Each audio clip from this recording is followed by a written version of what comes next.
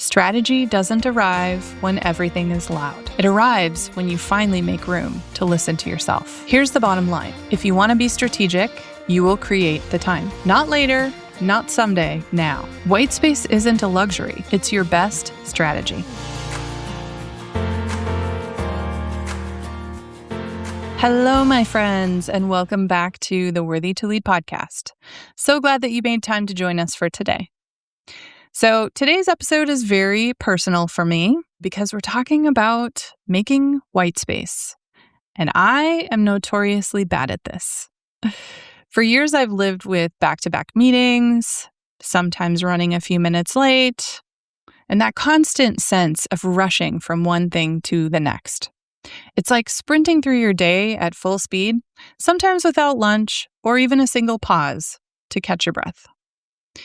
And for a long time, I thought that was just the cost of leadership. This is the environment that I have opted into. And when I became an entrepreneur, I genuinely thought this would change. I thought, I have less demands. I have less stakeholders. I have more control over my time. This will be great. My environment will just magically create the white space that I need. And yet, what actually happened? I managed to fill my schedule back to back most days of the week. Different meetings and different responsibilities, but same behavior. So here's the humbling truth. You take you with you wherever you go. I have become so accustomed to working this way that I hardly knew how to work any differently. There's always too much to do and too little time, right? So let me ask you something. How many times have you said, I wish I had more time to focus on strategy? Or, I don't have time to innovate right now. I'm too busy. If that resonates, you're going to appreciate this episode. Most senior leaders I work with are not lacking intelligence, experience, or ambition. What they're lacking is the white space to do the thinking. Their calendars are crammed, their days are fully stacked, and their thinking is forced between the cracks between those meetings. We tend to talk about this like it's a time management issue, but actually it's not that simple. Here's what's happening for most of us. We're constantly streaming inputs. I'm talking about emails, Slacks, meetings, news, podcasts, notifications, social media. Even our breaks at work are filled with noise. We rarely give ourselves empty space to step away from our devices and truly think. An empty space is actually where that thinking happens. There's a network in the brain called the default mode network, or DMN, and it becomes active when we're not focused on an external task. This network is responsible for self-reflection, making meaning of things, imagining future scenarios, and connecting ideas that don't quite seem related at first. It's the part of the brain that helps you make sense of the things you already know. And here's the key. The default mode network only activates when external noise and inputs are reduced. When you're constantly consuming information, it stays offline. There's no synthesis happening as we're consuming that next leadership podcast. Instead, the thinking that we want is showing up at 3 a.m. when we're trying to sleep, because that is the only white space that our brain could find. So if you've ever woken up in the middle of the night worrying about strategy or replaying your decisions, your brain is not broken. This is simply happening because your thinking has been crowded out of your day. And this is where leadership culture often gets it wrong. We try to force strategy to happen by putting all these people into a room and then running through slide decks and then doing on-demand creative activities to go innovate. But research in cognitive psychology and focus tells us something different. According to work popularized by Cal Newport and supported by decades of attention research, complex thinking requires uninterrupted time.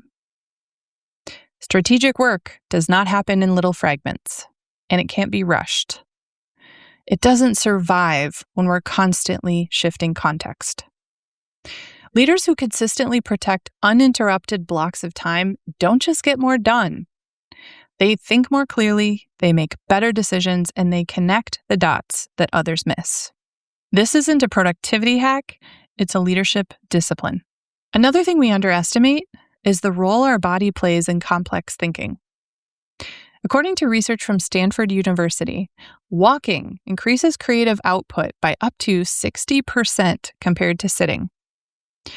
And researchers found that movement activates areas of the brain tied to idea generation and planning. So that's why so many of us figure out so little when we're sitting in a conference room around a table, and so much when we just go out for a walk. This biological phenomenon is so natural, but so easy for us to miss when we put in earbuds and listen nonstop to audiobooks, which I am prone to do. One way I'm harnessing this in the new year is by taking lunchtime walks. I'm using this time to get the steps in while also processing the morning's meetings so that I can enter the afternoon reset and clear without all of the mental clutter.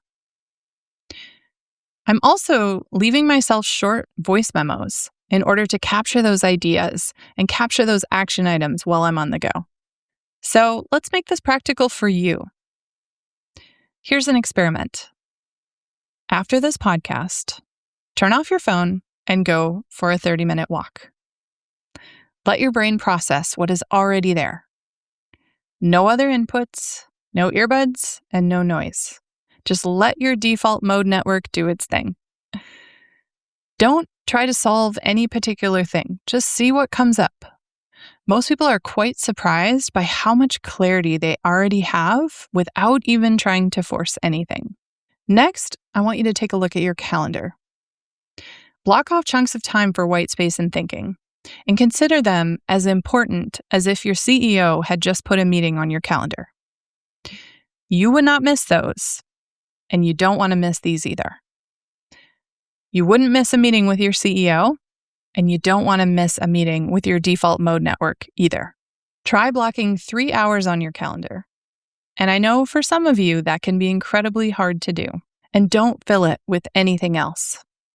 You can give your brain an intention of what you want to focus on, but don't overstructure the time. Just allow your brain to do the natural process of thinking that it would do. And then go experiment. Try being in nature. Try sitting by water or listening to the trees. Try walking or movement, running, rowing. Try drawing, journaling, sipping coffee, and just appreciating its aroma. So many of these mindless activities that we do can be used for strategic thinking. The key is to find what works for you. So you want to notice your energy during these moments.